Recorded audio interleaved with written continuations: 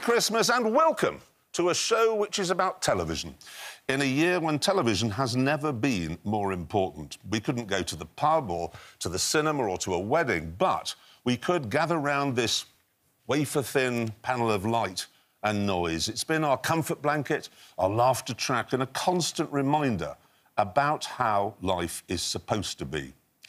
It's even had the waxy-faced David Williams on it, just now, in fact, looking, as usual, like a glazed Boxing Day ham. Talking of tomorrow, Piers Morgan is on Who Wants to Be a Millionaire, making a complete arse of himself. Anyway, sorry, back to the auto cue. I know that a lot of people claim they spent lockdown learning to play the violin and making sourdough with the children.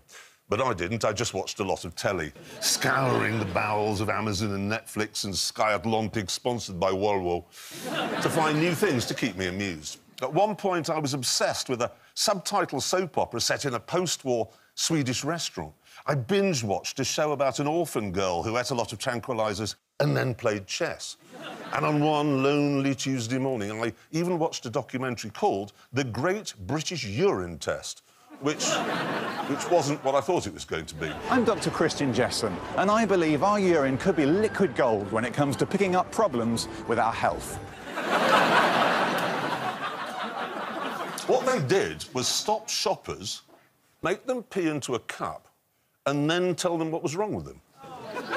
So people went out for some washing-up liquid and came home with cancer. Which, if you think about it, was actually a very useful service.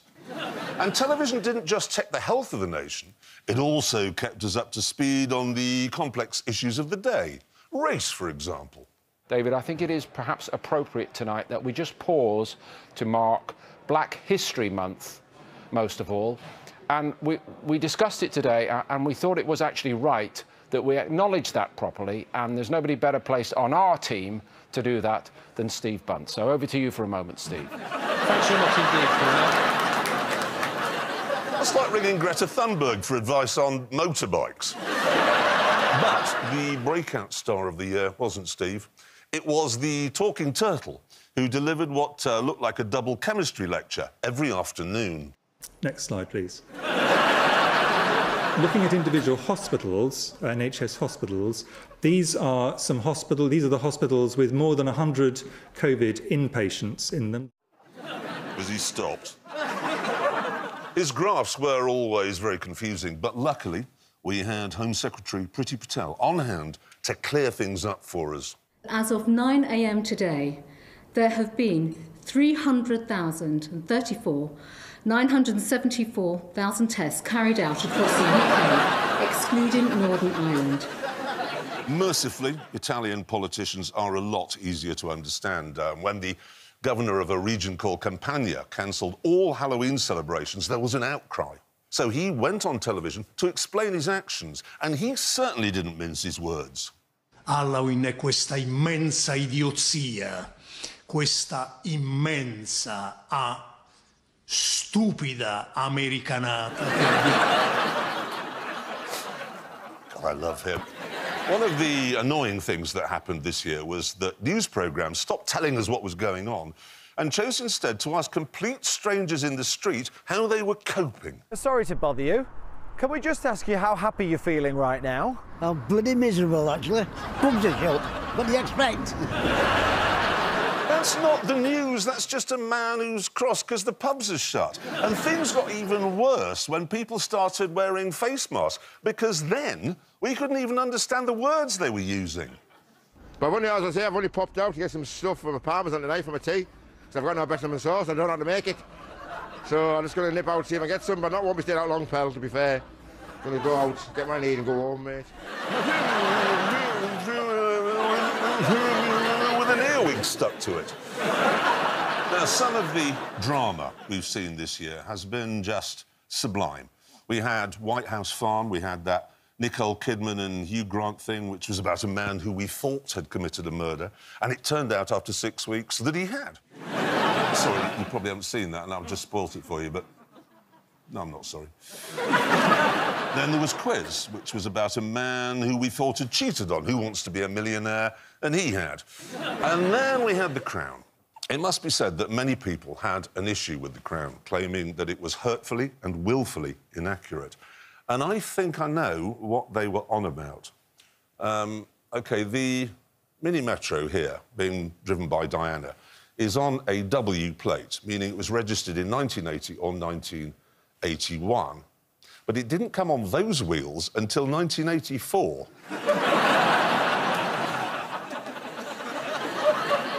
And that was just the tip of the iceberg, OK? This scene here, that was set in 1981. But that's a facelifted Mark II Cavalier. And you don't need me to tell you that didn't arrive until 1984. I think, though, the most upsetting moment centred around Charles and Diana, specifically their visit to Australia in 1983. Because that's a Jaguar XJ40 in the background. And that came out in 1986. I think probably the best drama I saw all year was Des. David Tennant was just brilliant, playing the part of serial killer Dennis Nielsen, who'd hidden various bodies around his properties in London. I particularly liked this scene where he reminded us that under interrogation, every master criminal always makes one tiny mistake that even the stupidest policeman is going to notice. In the car, you said that there was more. I must advise my client. 195 Melrose Avenue, N2. There, you'll find the remains of 12 or 13 people dating back to 1978. Oh, no, I said that out loud, didn't I? I meant no comment. Another great drama was Billions on Sky Atlantic, sponsored by Volvo, in which Damian Lewis goes around deploying his perfect American accent, and we learn that Paul Giamatti can't actually handle a Pinot Noir at all. And, of course, this one's worth a fuck of a lot more than 40, which is why I only hang replicas. Smart. No, I do the same, since I'm all elbows. Oh, fuck!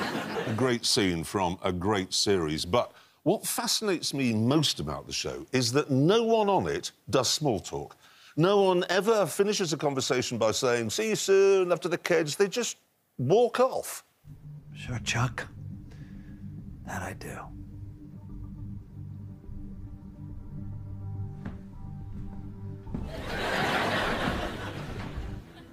I believe that you believe that, Chuck.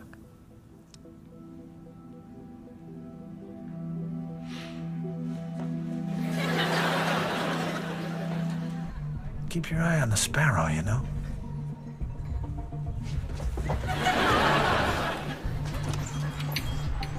Tomorrow, first thing in the office. After, I have Union Square Cafe ferry over some very special room service to her hotel.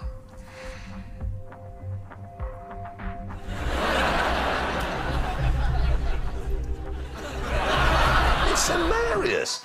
And they all do it, always. And I think I know where they got the idea from. Countryfile. Although on Countryfile, the stars don't walk away from each other. They walk away from us. And it's hard to imagine an animal more suited to life in these uplands than the magnificent Welsh black. But this nocturnal animal is under threat and needs all the help it can get. But it's not just us Brits that love a good apple. But will Adam fare better at Exeter or online? It may not be nice, but it is legal. It may not be nice, but it is legal. What's he talking about? Sounds like the sort of thing a man says to his wife on his birthday.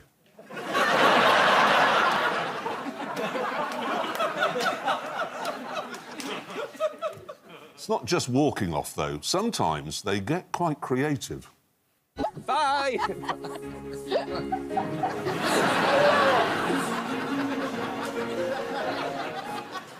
I'm afraid to say that Matt continued to roll down that hill until he went under a fence and onto the A34. Anyway, it's now time to take a break. So we'll... Oh, no, wait, I've done that wrong. It's more complicated than it looks, this walking off at the end. Wait. Anyway, it's now time to take a break. We shall see you again in a minute.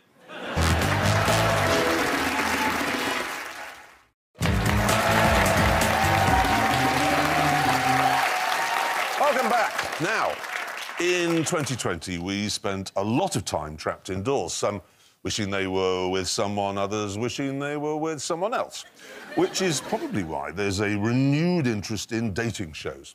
Now, when I was growing up, dating shows were 3 shop assistants, a helpful reminder from R. Graham, and Scylla going, ooh, at anyone who had any form of qualification. Now, though, we've got this radical new idea from Netflix.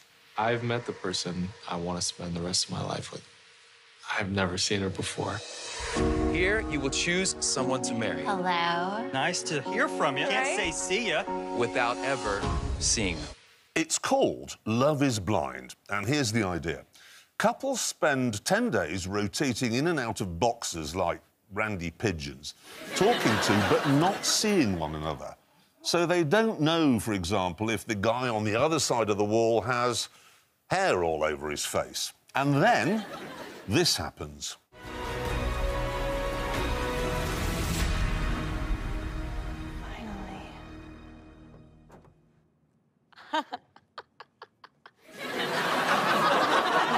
So there we are. He did have hair all over his face, and it was ginger.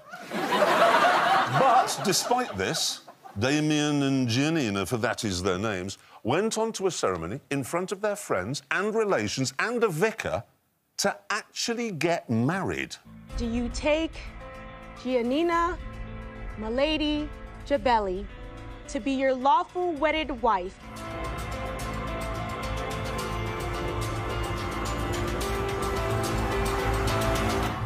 I do not.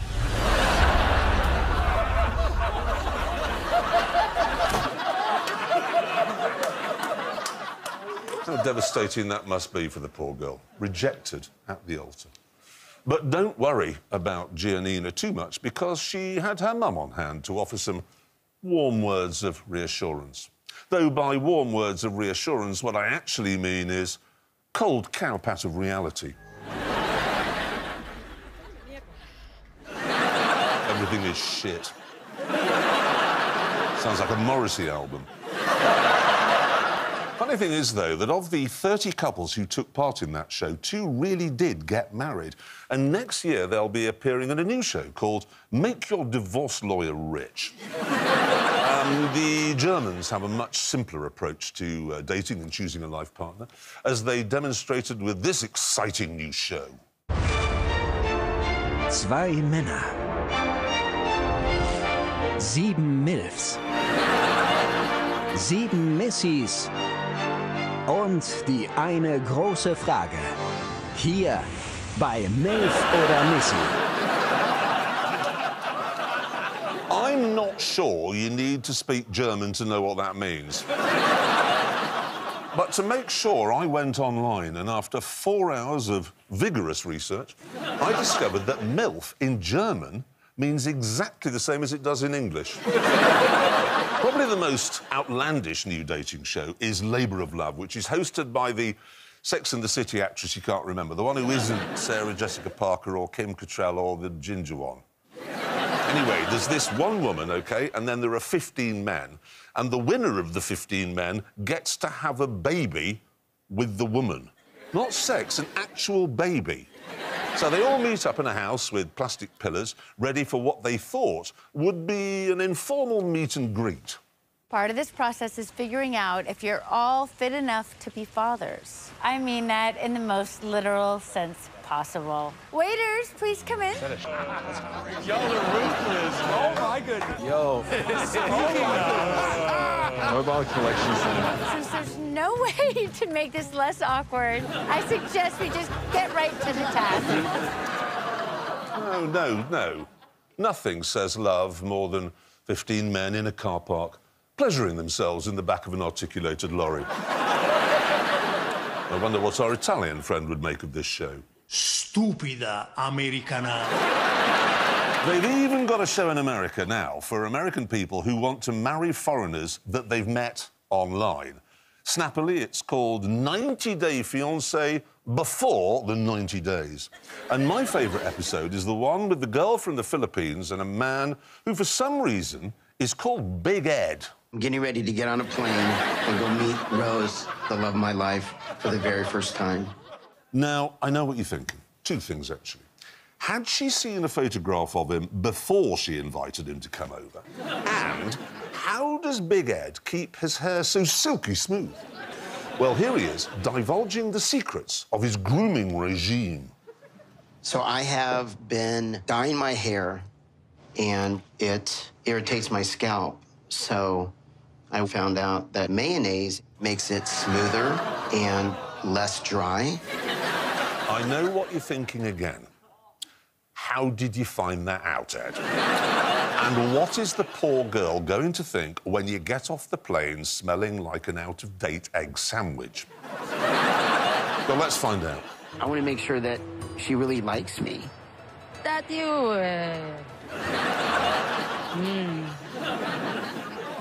The most enthusiastic welcome, but Big Ed was undeterred. And with a heart full of love and a head full of Hellmann's, he set about winning her over with some of his smoothest lines. I like the view. You do? Yes. You're my best view. Yeah. Now, I don't speak Filipino, but I'm fairly confident doesn't mean, I'm aroused. Actually, I'm certain it doesn't, because after a couple of days, Big Ed went to her hotel room to find out she'd checked out. Though when I say checked out, I mean fled. She was desperate to go to America, but not that desperate.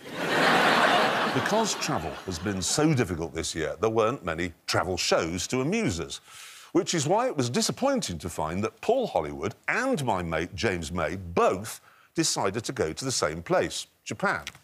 But still, you're thinking, it's a big country, 100 million people, lots of stories to go around.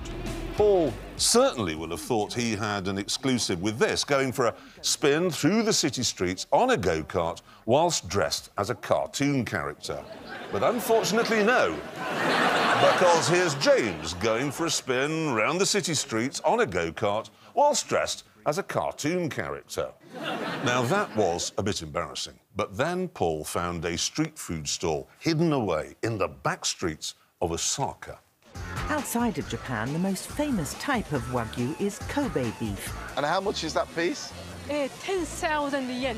What, 70 quid? Ooh, 70 quid on street food. So what are the chances, in a country where there are hundreds of thousands of food stalls, of James finding the exact same one? And just down the street, you can certainly do that. God, look at the price of that. Oh, my God. It's so good. That's 70 English pounds. Unfortunately, that wasn't where the similarities ended. But I've decided to enjoy one of Japan's iconic bullet trains. As he finally rides a bullet train.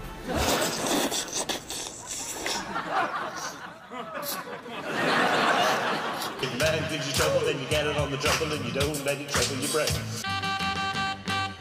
Tequila!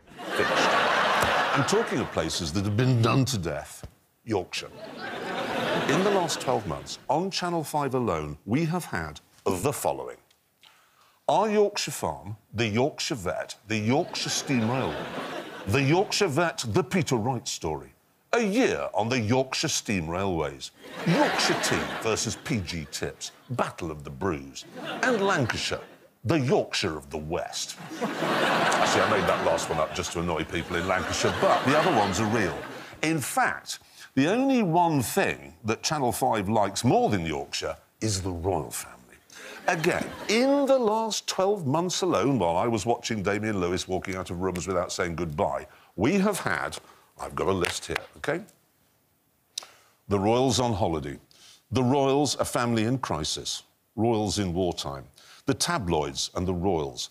King George VI, the accidental king. Queen Mary, how she saved the royals. All the Queen's horses. The Queen and Charles, mother and son. The Queen's speeches in triumph and tragedy. The Queen, inside the crown. The Queen, duty before family. The Queen, in her own words. The Queen versus number 10, behind closed doors. Elizabeth I and Elizabeth II, Britain's golden queens. Elizabeth and Margaret, love and loyalty. Princess Margaret, rebel without a crown. Philip, the king without a crown, and the daughter who should be queen. Fergie and Andrew, the Duke and Duchess of Disaster. Fergie versus Diana, royal wives at war. William and Kate, too good to be true. Prince Harry, the troubled prince. Meghan and Harry, the new revelations. Harry and Meghan, 2 troubled years. Edward and Sophie, the reluctant royals. Beatrice and Eugenie, pampered princesses. Charles and Camilla, king and queen in waiting. Seriously, 12 months. All that on Channel 5. Thing is, though, it's given me an idea, actually, a bit of a tip for Channel 5. Next year, why not make some shows that combine Yorkshire and the royals? Imagine that. The Queen and the Yorkshire Dales. The Duke of York in York. Prince Edward, live at Leeds. Prince Andrew and Fergie to Holland back. In Princess Anne's Scimitar. Princess Margaret, the Yorkshire pudding. What about this? The Yorkshire Royals with Paul Hollywood. And then, a couple of weeks later, the Yorkshire Royals with James May. And now we are going to take a break while I pleasure myself in the back of a lorry.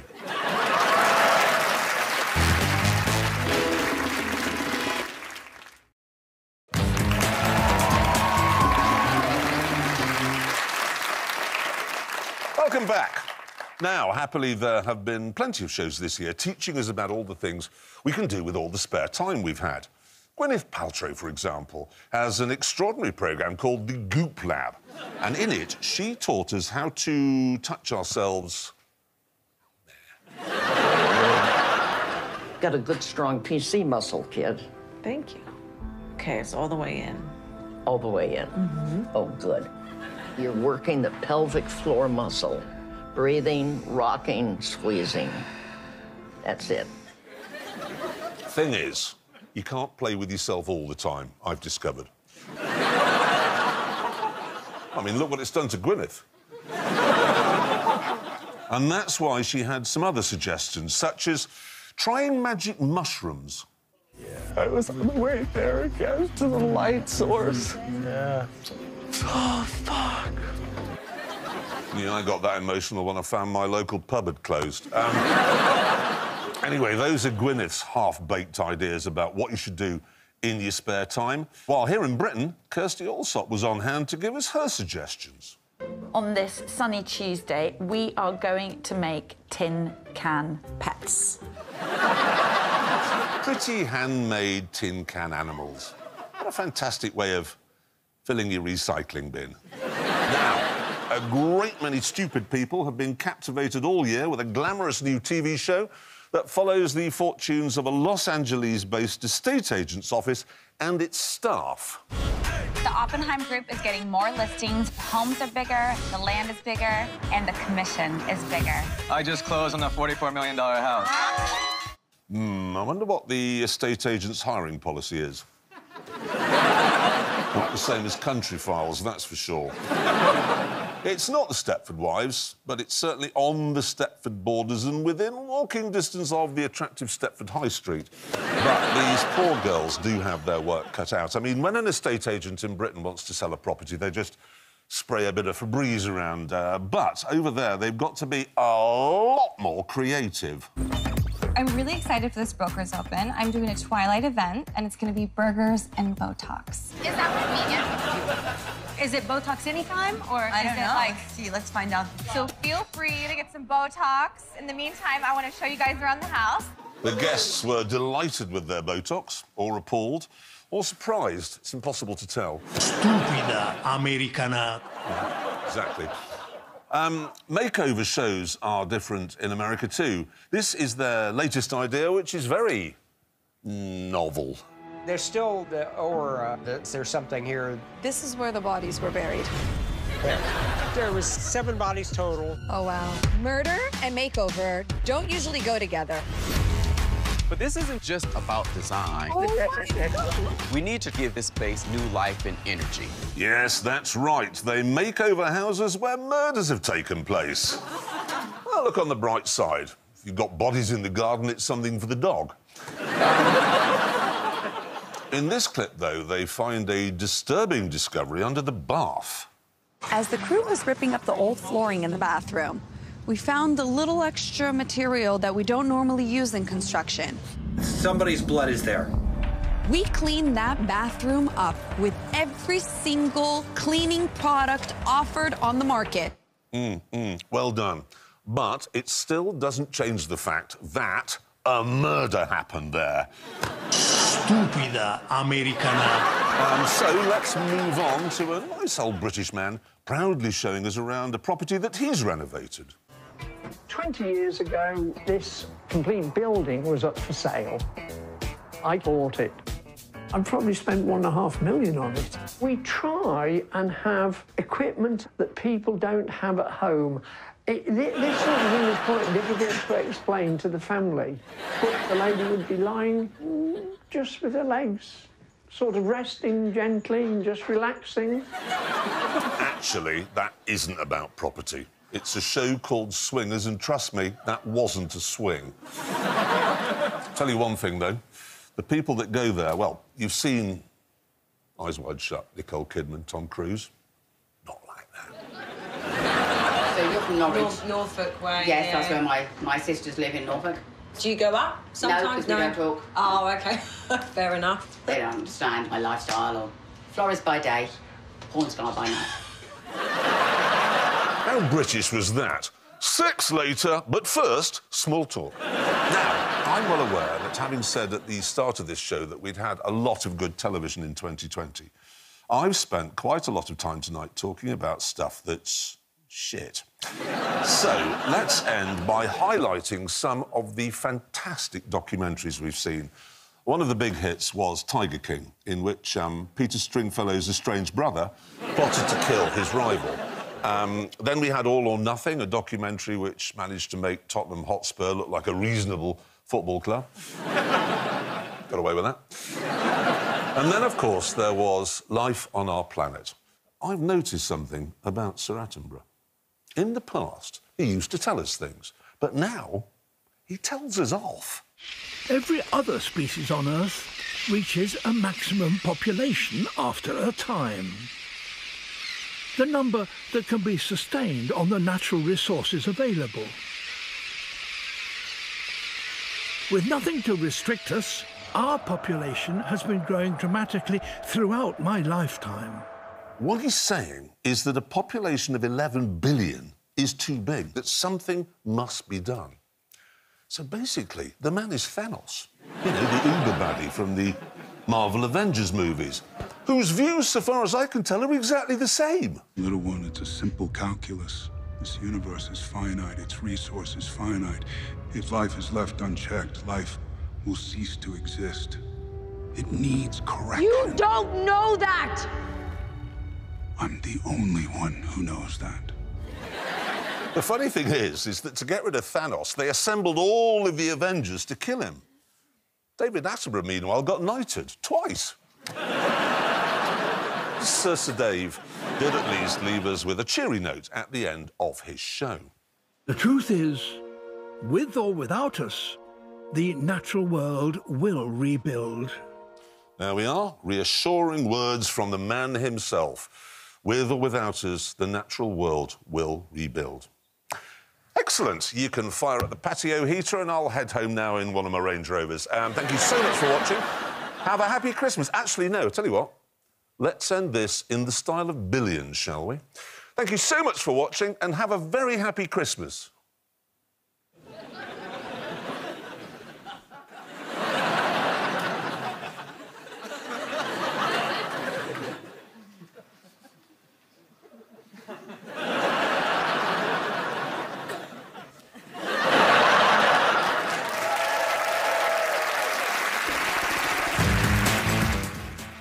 The FA Cup returns to ITV4 this Monday night with live coverage of the clash between Boreham Wood and St Albans at 6:45, followed by the draw for the third round straight after.